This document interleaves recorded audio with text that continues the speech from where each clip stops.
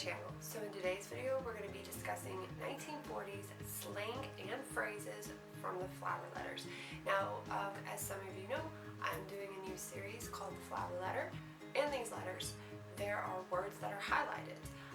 Certain slang and words and phrases from that time period. I thought perhaps we would go over it that way in the next letters that we get, or if you guys are watching this series and you're like, hey, I don't know what that means, we're going to go over it to help us better understand the meaning behind the phrases and slang of that time. So first off, I do want to tell you guys that the characters in these letters are all fictional. So the places and events that take place all throughout these letters, they are real. They are based on real places, just like the words and the phrases, the language that is in the letters is all real. So first off, we're going to talk about Camp Forest. So Camp Forest is a real place, and it was located in Omaha, Tennessee. Now, it was very active during 1941 through 1945.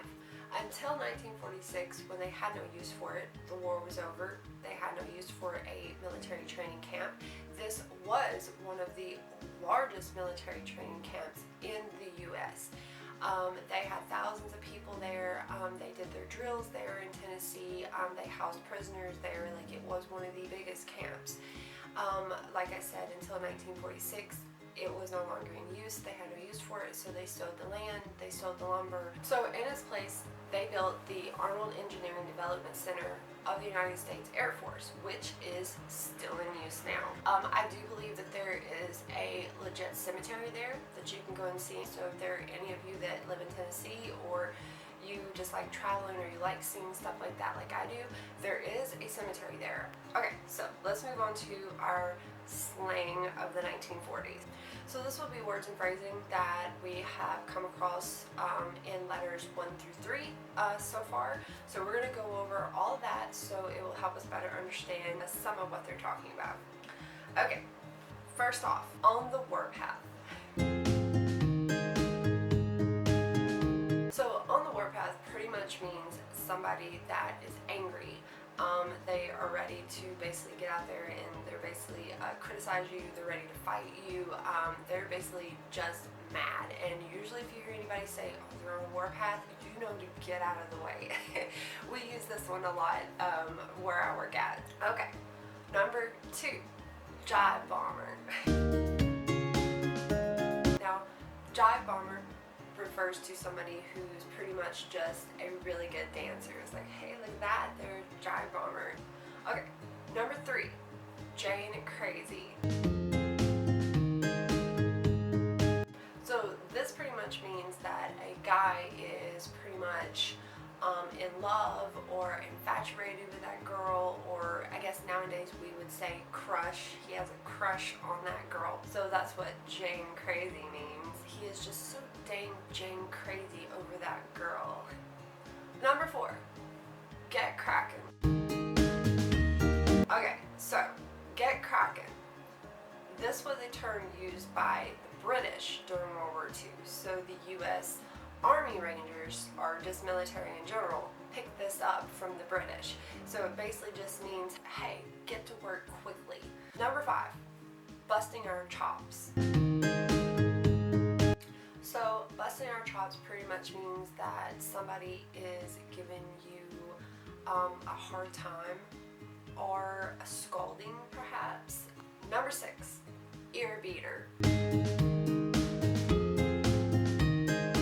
I know a lot of people that fit in this category. So an ear beater is pretty much somebody that talks constantly and they never let you get a word in edgewise. I mean, they just keep going, and I know that we all know people that are like that. I know I do. So basically that is called an ear beater. What nowadays would be like, gosh, that person just talks so much, you know. They would have been called an ear beater. So I think that's a fun one. I kind of like that one. Number 7, a PS man. A PS man was somebody that had previous experience or had previous service in the military, is basically a PS man. So that would be what Charlie is referring to Audrey's dad. I believe he called him maybe a PS-man, if I remember correctly in the letter.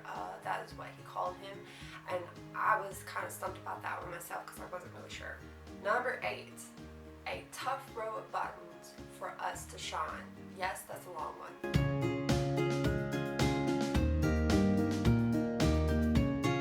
Basically, this just means that the task or the job is too difficult for you to do.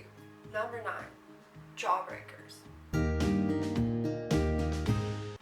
Jawbreakers were referred to as military biscuits, and apparently they were referenced to the quality of lack, therefore, if I read that correctly. So basically, I guess they're saying that biscuits was hard.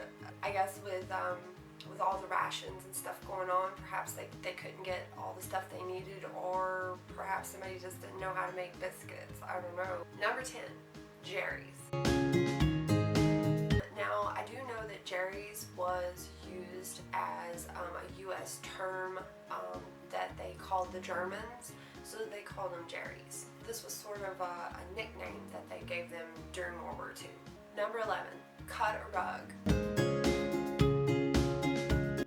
Cut a rug is basically their term of dancing, so that's what they call dancing. It's like, can you cut a rug, you know, or perhaps by the time I meet you, I'm going to be able to cut that rug, you know, or cut a rug. So it was basically what they referred to, just dancing. Number 12, the pandemic. So I'm sure that everybody knows what the pandemic is, but just to go over it, the pandemic was referring to the 1918 flu pandemic that hit. That was really bad. So when you hear them saying just the pandemic, you guys know they're talking about the 1918 flu. Number 13, retreads. So retreads is just referring to somebody that is re-enlisting into World War II who previously had been enlisted in World War I. Number 14, dropped a pineapple. So the term pineapple during World War II was referred to as a grenade, like a hand grenade. So it was pretty much like a nickname to dropping a hand grenade. They called it drop a pineapple. Number 15, browbeater. So the term browbeater is basically somebody who is being particularly cruel to somebody that is smaller or weaker than them. I think nowadays, I think browbeater is somebody that is basically picking on the smaller or younger, you know, maybe somebody that is weaker. That's just what I kind of get. I mean, nowadays it would just be called picking on somebody. Basically, I would say bullying. I mean, just from the description of it, I mean, it's basically just somebody being a bully. We have a couple of browbeaters at work, so yeah, this was a good one for me. So when I see people, now that kind of comes into my head now, so it was a good word for me to learn. Number 15, sugar mel.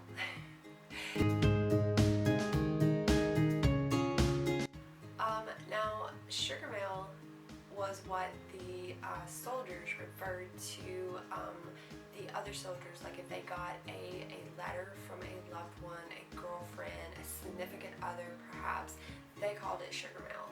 And apparently they'd get mighty jealous if one guy got sugar mel and the other guy didn't. So that is what that means. I think we all know what courting means. I do know that it says it in the first letter, I believe, when Charlie meets Audrey. He talks about courting. So for those of you who might not know what courting is, back in the day, that was when a guy and a girl, you know, they would come together at like social events, or they would be chaperoned events, and that was kind of like how you got to know somebody. Was, you know, you met at dances, you know, perhaps you know, parties, you know, of course they were chaperoned, and it was how you got to know the girl that you liked. And courting would be going out on like perhaps a picnic or a walk, or really slowly. It took time to get to know somebody, not like nowadays where people just rush into it and by next week you're married. I think people should bring back courting because I think it's a cute, sweet thing, and I just think a lot more people should take a lot more time to know the person that, you know, that they like. Number 17, KP duty. Now, this was a term that referred to kitchen duty, basically, in the Army. So if you hear them say, I'm on KP duty, I, can't meet you, they're talking about they're on kitchen duty. Number 18, a good egg. So basically this is just kind of referring to somebody who is basically a good friend, good buddy. I hope you guys liked this little video that I put together. I hope maybe I kind of helped you guys with some of the phrasing, like perhaps you guys didn't know, never heard of it. Even if you guys have, maybe I just kind of helped you. Maybe you like some of the words and phrasing, maybe you'll use some of it, maybe. But in my letters that I get, if we happen to go over those words, you guys will just kind of know them better. I know it kind of helped me a little bit better as I was reading the letters, because there was a few things that kind of stumped me because I wasn't really up to date on some of the slang and some of the words and the phrasing that they had in their letters. So if you guys do like this little video, let me know. I will try to do more as I get more letters in.